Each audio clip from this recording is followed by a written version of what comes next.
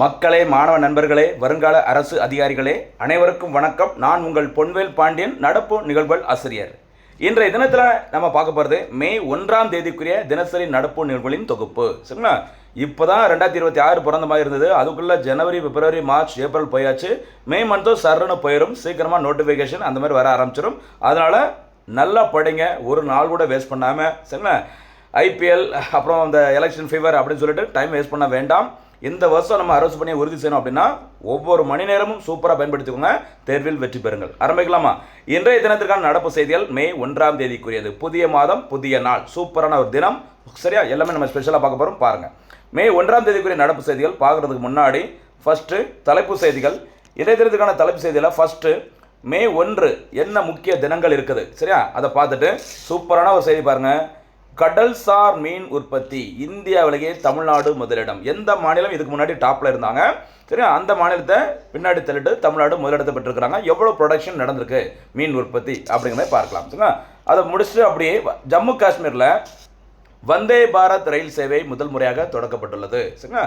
அதே மாதிரி வந்தே பாரத் எக்ஸ்பிரஸ் ரயில் சேவை இந்தியாவில் முதல் முறையாக எப்போது தொடங்கப்பட்டது அதை நம்ம பார்க்க போகிறோம். அதை பார்த்துட்டு அப்படியே ஜம்மு காஷ்மீர் ரயில் சேவை தொடர்பான சில சிறப்பு செய்திகள். சரி, ஜம்மு காஷ்மீரில் எப்போ முதல் ரயில் சேவை, சரியா, அப்படி எல்லாமே நம்ம மின்சார ரயில் சேவை எப்போ தொடங்கினாங்க, இது எல்லாமே டீட்டெயிலாக பார்க்க போகிறோம்.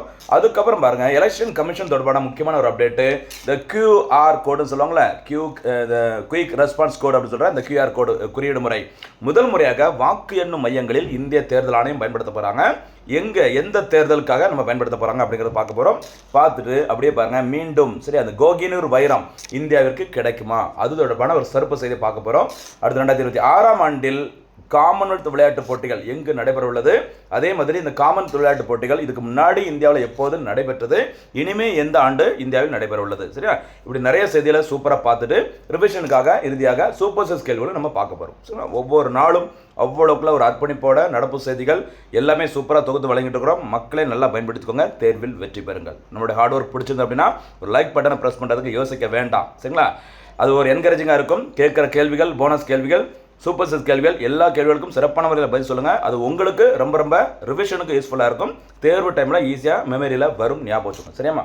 ஆரம்பிக்கலாம். இனிமேல் விரிவான செய்திகள். அதில் ஃபஸ்ட்டு நம்ம பார்க்க போகிறது மே 1ஆம் தேதிக்குரிய சிறப்பு தினங்கள். சரி, அதில் உங்களுக்கு நல்லா தெரியும் சர்வதேச தொழிலாளர்கள் தினம். சரி, இன்டர்நேஷனல் லேபர் டே அப்படின்னு சொல்லுவாங்க. 1886 சரி 1886 அமெரிக்காவின் சிகாகோ நகரில் சரியா தொழிலாளர்கள் 15 மணி நேர வேலைக்கு எதிராக பயங்கரமாக போராட்டம் நடத்தி அதை ஒரு நாளைக்கு 8 மணி நேரம் தான் வேலை செய்ய வேண்டும் அப்படின்னு சொல்லிட்டு ஒரு கோரிக்கை வைத்து அந்த கோரிக்கையை சரியா வென்றெடுத்த நாள் எனக்கு மே 1 1886 சொல்கிறாங்க. அதை முன்னிட்டு தான் இந்த மே 1ஆம் தேதி இன்டர்நேஷனல் லேபர் டேவாக கடைபிடிக்கப்படுகிறது. சரிங்களா? அதே மாதிரி இன்டர்நேஷனல் லேபர் ஆர்கனைசேஷன் சரி சர்வதேச தொழிலாளர் அமைப்பு அப்படிங்கிற ILO அமைப்பானது அமைந்துள்ள இடம் ஜெனீவா, மறந்துடாதீங்க. சரிங்களாமா? இந்தியாவில் இந்த தினம் சரியா முதல் முறையாக கொண்டாடப்பட்ட இடம் எதுன்னு சொல்கிறாங்க அப்படின்னா சென்னையில் சிங்காரவேலர் அவர்களால் 1923ஆம் ஆண்டு இந்த சர்வதேச தொழிலாளர் தினம் இந்தியாவில் முதல் முறையாக கடைபிடிக்கப்பட்டது அப்படின்னு சொல்லியிருக்கிறாங்க. சரி, சூப்பரானது, ஞாபகம் வச்சுக்கோங்க. போட்டி தேர்வுகளுக்காக கடுமையான முறையில் உழைத்து கொண்டிருக்கும் அனைத்து மாணவ நண்பர்களுக்கும் சர்வதேச தொழிலாளர்கள் தின வாழ்த்துக்கள். சரிங்களா? கண்டிப்பாக இந்த வருஷம் நம்ம நல்ல ஒரு உழைப்பை கொடுத்து அரசு பணியை உறுதி செய்ய வேண்டும். என்னால் முடிஞ்ச அந்த உதவிகளை நான் செஞ்சுட்டு இருக்கிறேன். நீங்கள் தொடர்ந்து நல்லா ஃபாலோ பண்ணுங்கள். சரியாம்மா? இனிமேல் நம்ம பார்க்கலாம். அடுத்த செய்தி சூப்பரானது. கடல்சார் மீன் உற்பத்தி தமிழ்நாடு முதலிடம். சரியா? 2025ஆம் ஆண்டில் இந்தியாவின் கடல்சார் மீன் உற்பத்தியோட மொத்த அளவு எவ்வளோன்னு சொல்லி பார்த்தீங்கன்னா 35.7 லேக் டன். சரியா? 35.7 லட்சம் டன் வந்துட்டு இந்தியா ஒட்டுமொத்த அளவில் கடலிருந்து இந்த மீன் உற்பத்தியை பண்ணியிருக்கிறாங்க. சரிங்களா? இதில் அதிக அளவு வந்துட்டு யார் இருக்கிறாங்க அப்படிங்கிற பட்டியலை யார் வெளியிட்டிருக்கான்னு சொல்லி பாருங்க. மத்திய கடல்சார் மீன்வள ஆராய்ச்சி நிறுவனம். சரியா? ஐகருக்கு கீழே இருக்கிற CMFRI அப்படிங்கிற நிறுவனம் தான் இந்த தரவரிசை பட்டியலை வெளியிட்டிருக்கிறாங்க. இந்த பட்டியலில் முதல் முறையாக பார்த்தீங்கன்னா தமிழ்நாடு முதலிடத்தை பெற்றுள்ளது. தமிழ்நாட்டோட மொத்த உற்பத்தி கடல்சார் மீன் உற்பத்தி 6.85 லட்சம். சரியா? லட்சம் டன். ஓகேவா? இதுக்கு முன்னாடி டாப்பில் இருந்த மாநிலம் எதுன்னு சொல்லி பார்த்தோன்னா எப்பவுமே குஜராத் தான் டாப்பில் இருப்பாங்க. இந்தியாவிலே அதிக அளவு கடற்கரை சரியா கடற்கரை பரப்பை கொண்ட குஜராத் தான் மீன் உற்பத்தியில் கண்டினியூஸாக டாப்பில் இருந்தாங்க. அந்த குஜராத்தில் பார்த்தீங்கன்னா ரீசெண்டாக சில வானிலை மாறுபாடு, சரி, அப்போ அந்த மீன்களை பிடிப்பதற்கான அந்த தடைக்காலம் சொல்லுவாங்களா, மீன்பிடி தடைக்காலம், இதெல்லாம் அமல்படுத்துறதுனால குஜராத்தில் அந்த மீன் உற்பத்தி கொஞ்சம் கம்மியாக இருக்குன்னு சொல்லியிருக்கிறாங்க. அதனால் குஜராத் கொஞ்சம் பின்னாடி போயிருக்கிறாங்க. தமிழ்நாடு இந்த கேப்பை பயன்படுத்தி முதலிடத்தை பெற்றிருக்கிறாங்க. சரி, அப்போ தமிழ்நாடு டாப்பில் இருக்கிறாங்க, செகண்டில் குஜராத், மூன்றாம் இடத்துல பாருங்கள் நம்மளுடைய அண்டை மாநிலமான கேரளா. சரி, 6.24 லட்சம் டன் உற்பத்தி பண்ணியிருக்கிறாங்க. அதே மாதிரி இந்தியாவில் இந்த இப்படி கடல்ல இருந்து உற்பத்தி செய்யப்பட்ட மீன்களில் டாப்பில் இருக்கிறது எந்த மீன் வந்து அதிக எண்ணிக்கையில் பிடிச்சிருக்காங்க அப்படின்னு சொல்லி பார்க்கும்போது காணாங்கெளுத்தி. சரி, காணாங்கெளுத்தி டாப்பில் இருக்குது. அதை தொடர்ந்து தலைக்காளிகள் அப்படின்னு சொல்கிறது அது மூன்றாம் இடத்துல எண்ணெய் மத்தி. இதுதான் அதிக எண்ணிக்கையில் உற்பத்தி செய்யப்படும் சொல்லியிருக்கிறாங்க. அதில் இன்னொரு கூடுதல் சிறப்பு செய்தி என்ன சொல்லியிருந்தாங்க அப்படின்னா, அதிக தரம் மிக்க, சரி, நல்ல ஹை குவாலிட்டியாக இருக்கிற, நல்லா சாப்பிட செம டேஸ்ட்டாக இருக்கிற மீன்கள், ஏற்றுமதி தரம் வாய்ந்த மீன்கள் தமிழ்நாட்டில் தான் அதிகமாக கிடைக்குது அப்படின்னு சொல்லியிருக்கிறாங்க. சரிங்களா? ஓகே, அடுத்து பாருங்கள். நம்ம ஏற்கனவே சொன்னது குஜராத் மாநிலம் இந்தியாவிலேயே மிக நீண்ட கடற்கரையை, சரியா, கிட்டத்தட்ட 1600 கிலோமீட்டரை கொண்டுள்ளது.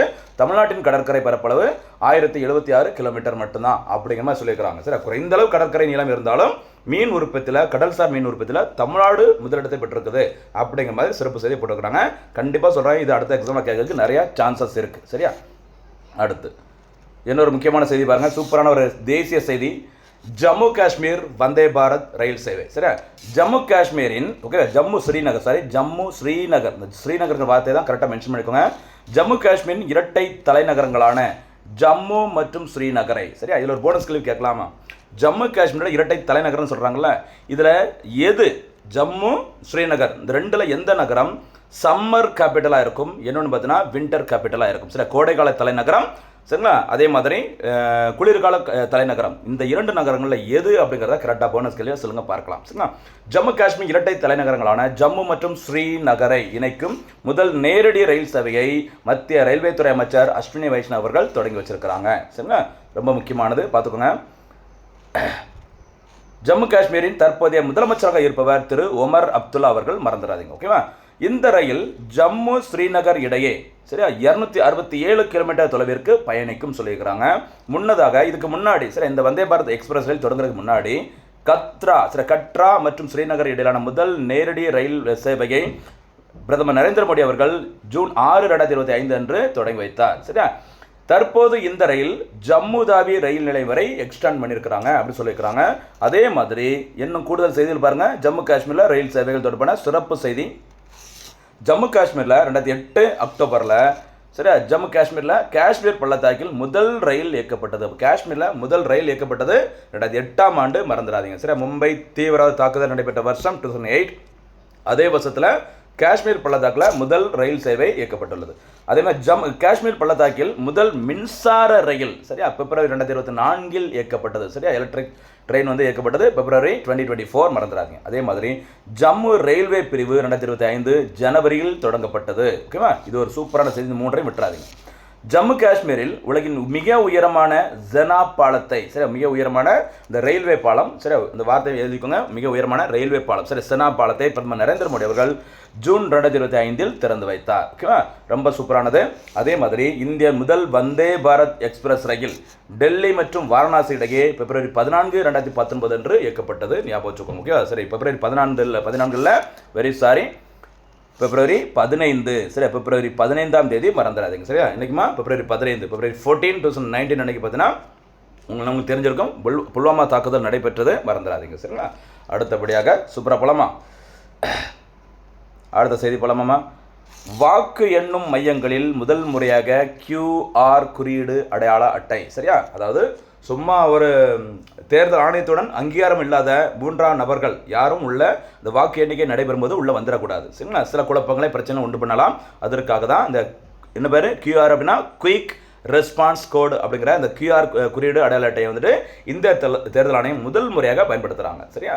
இந்த டிவிகே கட்சி அவங்களோட மாநாடு அதெல்லாம் நடக்கும்போது இந்த QR கோடெல்லாம் பயன்படுத்தினாங்க. சரிங்களா? அதே மாதிரி இப்போ எலெக்ஷன் கமிஷன் யூஸ் பண்ணுறாங்க. பாருங்கள், வாக்கு எண்ணும் மையங்களில் பாதுகாப்பை பலப்படுத்தவும், சரியா, அங்கீகரிக்கப்படாத நபர்கள் அங்கு நுழைவதை தடுக்கவும் இந்திய தேர்தல் ஆணையம் 2026 சட்டப்பேரவை தேர்தல்களில் இந்த QR குறியீடு அடிப்படையிலான அடையாள அட்டையை கட்டாயமாக்கியுள்ளது. முதல் முறையாக இப்படி ஒரு விஷயத்தை எலெக்ஷன் கமிஷன் பண்ணியிருக்கிறாங்க. சரியா?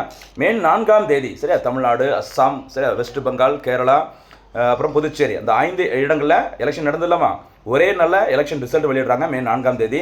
அன்றைய தினத்தில் 3 அடுக்கு பாதுகாப்பின் இறுதி கட்டத்தில் இந்த QR கோட் ஸ்கேன் செய்யப்பட்ட பிறகு அந்த நபர்கள் உள்ளே அனுமதிக்கப்படுவார்கள் அப்படிங்கிற மாதிரி சொல்லியிருக்கிறாங்க. சரியா? பயன்பாடு யாருக்கு இது பயன்படுத்தப்படும் அப்படின்னு சொல்லி பாருங்க. தேர்தல் நடத்தும் அலுவலர்கள், ஊழியர்கள், முகவர்கள், வேட்பாளர்களுக்கு இந்த QR குறியீடு அட்டை கட்டாயம் அப்படிங்கிற மாதிரி முதல் முறை சொல்லியிருக்கிறாங்க, மறந்துடாதீங்க. சரிங்களா? அதே மாதிரி செயல்முறை ECI நெட், சரியா, எலெக்ஷன் கமிஷன் இன்டகிரேட்டட் நெட்வொர்க் 2.0 என்ற தளத்தின் மூலம் இந்த அட்டைகள் சரிபார்க்கப்படும். சரியா? இந்திய தேர்தல் ஆணையத்தின் ஒருங்கிணைந்த ஒரு மொபைல் செயலி, போர்ட்டல் எல்லாமே ஒரே இடத்துல கொண்டு வந்துருக்காங்க. அதுக்கு வச்ச பேர் தான் ECI நெட் அப்படிங்கிறது. ஞாபகம் வச்சுக்கோங்க. அதோட 2.0 அந்த வெர்ஷன் தான் இந்த அட்டைகள் சரிபார்க்கப்படும். சரிங்களா? எலெக்ஷன் நடைபெறும் இடங்கள் தெரிஞ்சு வச்சுக்கோங்க. தமிழ்நாட்டில் மொத்தம் 234 தொகுதிகள், கேரளாவில் 140 தொகுதிகள், வெஸ்ட் பெங்காலில் 294, அஸ்ஸாமில் 126 தொகுதிகள், புதுச்சேரியில் 30 தொகுதிகள். சரிங்களா? இப்போ ரீசெண்டாக எலெக்ஷன் முடிஞ்சிருக்குது. மே 4 அன்னைக்கு ரிசல்ட் வரப்போகுது. யார் முதலமைச்சர் அப்படிங்கிறத பொறுத்திருந்து பார்க்கலாம். சரிங்களா? அடுத்த செய்தி போலாமா? அடுத்து ஒரு வரலாற்று சம்மந்தப்பட்ட முக்கியமான செய்தி பாருங்க. கோகினூர் வைரம். சரியா? கோகினூர் வைரம் இந்தியாவின் அடையாளமாக இருந்த ஒரு புகழ்பெற்ற வைரம் இப்போ எங்கே இருக்குது?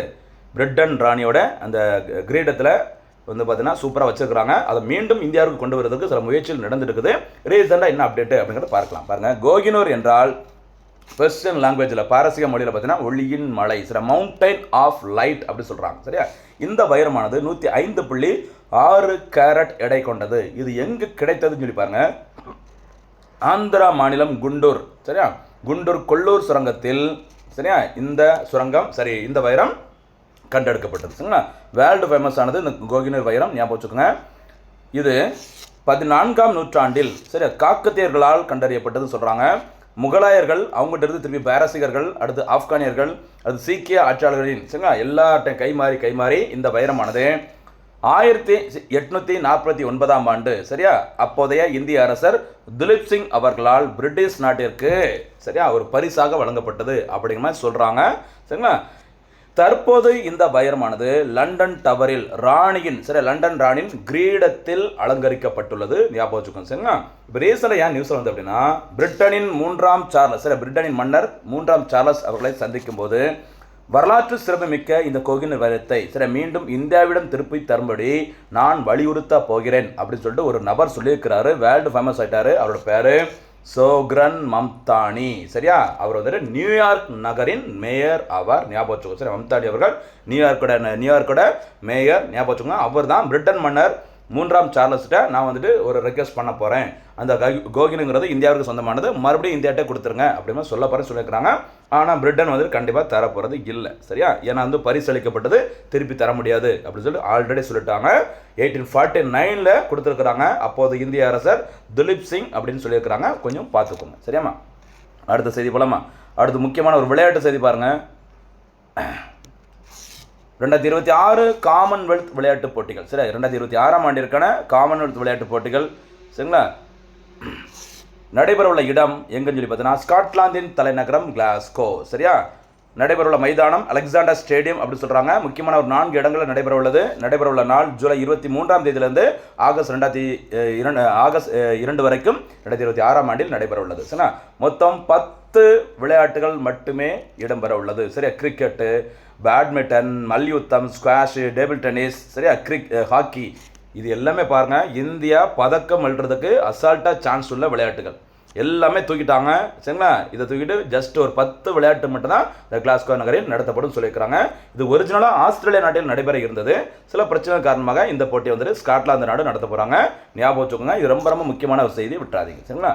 இந்த பதக்கத்தின் வடிவம் என்ன சிறப்புகள் இந்த போட்டியில் சொல்லிப்பாருங்க. பதக்கத்தின் வடிவம் முதல் முறையாக பார்த்தீங்கன்னா இந்த பதக்கங்கள், சரிங்களா, இந்த ரூலோ முக்கோணம், இந்த ரூலோக்ஸ் அப்படி சொல்லுவாங்க பாருங்க. இந்த ரூலோ முக்கோணம் எனும் தனித்துவமான வடிவத்தில் உள்ளன. இது காமன்வெல்த் வரலாற்றில் இதுவே முதல் முறையாகும். இன்னொரு ஸ்பெஷல் சொல்லி பாருங்க. பார்வை குறைபாடு உள்ள விளையாட்டு வீரர்களும் எளிதாக உணரும் வகையில் பிரெய்லி, சரி, லூயிஸ் பிரெய்லி அவர்கள் தான் இந்த பார்வை அற்றவர்களுக்கான எழுத்து முறையை கண்டுபிடிச்சிருப்பாங்க. அந்த பிரெய்லி குறியீடுகள் மற்றும் தொட்டு உணரக்கூடிய அம்சங்கள் இந்த பதக்கத்தில் முதல் முறையாக இடம்பெற்றுள்ளது. ஒரு முக்கியமான செய்தி, ஞாபகம் வச்சுக்கோங்க. சரியாமா? அடுத்தபடியாக பாருங்க. இந்த 2026ஆம் ஆண்டிற்கான காமன்வெல்த் விளையாட்டு போட்டியோட தீம், மைய கருத்து என்னன்னு சொல்லி பாருங்க. Place, pride, and inclusion. சரி, இடம், பெருமை, உள்ளடக்கம், இதுதான் மைய கருத்தாக சொல்லியிருக்கிறாங்க.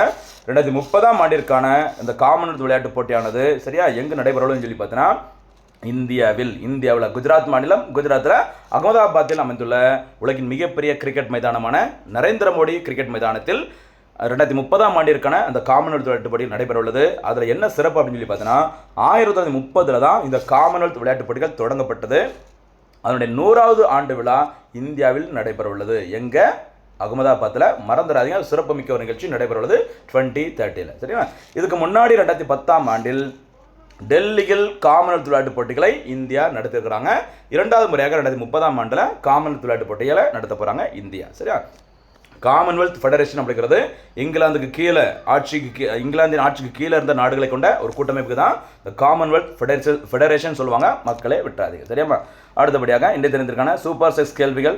முதல் சூப்பர் 6 கேள்வி, 2025ஆம் ஆண்டில் கடல் மீன் உற்பத்தியில் முதலிடம் பெற்றுள்ள இந்திய மாநிலம் எது? சரியா? 2வது சூப்பர் 6 கேள்வி, இந்தியாவின் மிக நீண்ட கடற்கரை கொண்ட மாநிலம் எது?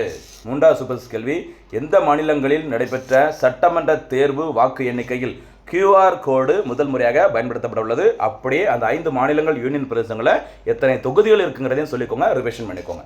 அடுத்து QR கோடு என்பதன் விரிவாக்கம் என்ன கேட்கலாம். இதெல்லாம் 5வது சூப்பர் 6 கேள்வி. 2026ஆம் ஆண்டிற்கான காமன்வெல்த் விளையாட்டுப் போட்டிகள் எங்கு நடைபெற உள்ளது? 6வது சூப்பர் 6 கேள்வி, இந்தியாவின் முதல் வந்தே பாரத் எக்ஸ்பிரஸ் ரயில் எங்கு எப்போது இயக்கப்பட்டது? சரிங்களா? இதற்கான பதில்களை சூப்பராக சொல்லுங்கள். வீடியோ நல்லா பாருங்கள். இது பிலிம்ஸ், மெயின்ஸ் எல்லா தேர்வுகளுக்கும் சரி, அது எஸ்ஐயாக இருக்கலாம், பிசியாக இருக்கலாம், RRB, SSC எந்த தேர்வாக இருந்தாலும் சரி, நம்ம எல்லாத்துக்கும் யூஸ்ஃபுல்லாக இருக்கிற மாதிரி தான் தொகுத்து வழங்கிட்டு இருக்கிறோம். நல்ல முறையில் பயன்படுத்திக்கோங்க. தேர்வில் வெற்றி பெறுங்கள். மீண்டும் சந்திக்கலாம். நன்றி, வணக்கம்.